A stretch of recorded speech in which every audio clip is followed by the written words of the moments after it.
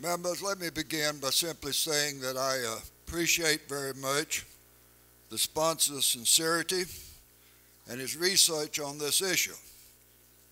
Unfortunately, it doesn't coincide with my research. For example, I find that the National Highway Traffic Safety Administration says that Florida is the third most deadly state in the nation for red light running. So then I checked at the local level, and I get a picture of an 18-wheeler going through a major intersection at 71 miles an hour. The sheriff concluded we caught him. Had we not had the red light, he might have run it again at 71 miles an hour. I firmly believe that this is not an enforcement problem, but it's simply an engineer problem. And we have to do our job as legislators to decide, do we want to increase the pocketbooks but still allow an unsafe intersection, or do we want to put our money where our mouth is and begin to look like we did with the medians? Do we want to design intersections that are safer and doesn't invade people's privacy and unnecessarily expand the role of government? Members, I hope Speaker Pro Tem Ron Reagan is watching this debate today. His 5-year struggle to pass this bill, the Wandel Act, was indeed a courageous act on his behalf. Members, I want to talk about a study that I'm familiar with. It's a 28-year study of the number of dead people that I have cut out of T-bone crashes. I will tell you that I have never had a fatality in my 28-year career on a rear-end collision. Yeah, they get whiplash and they have to go see the doctor. Nobody dies in a rear-end crash. Lots of people die in a T-bone crash. Members, I am being consistent on this. I voted against the red light cameras last year, and I intend to vote for this repealer. And there's nothing that I've seen that has changed my mind in the last year or why I should change my position on this particular issue.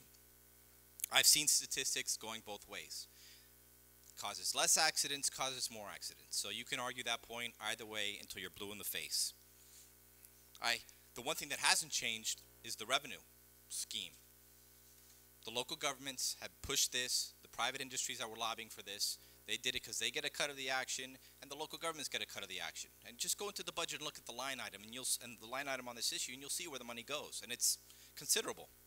So considerable that this bill had a $70 million fiscal impact to the state for its portion. So you can imagine how much goes everywhere else. So the revenue issue has not changed, and that was one of the reasons that I did not vote for this bill last year, because I thought it was motivated by revenue for those who are involved. And as far as Big Brother cameras issues, yes, SunPass is a convenience thing, but that is attached to the vehicle going through a SunPass lane. It's paying for its right to go on and drive on the roads. Is it some Big Brother notion? Is it some invasion of privacy? Well, we've talked about where the photo is taken. It's taken only of the rear license plate. So there is no privacy of the driver invaded. SunPass, as it was mentioned earlier, does the exact same thing. If you're driving down one of our tollways and you go through the SunPass lane and you haven't paid, it's going to take a picture of your license plate and send you a toll violation. But we're not asking to repeal that.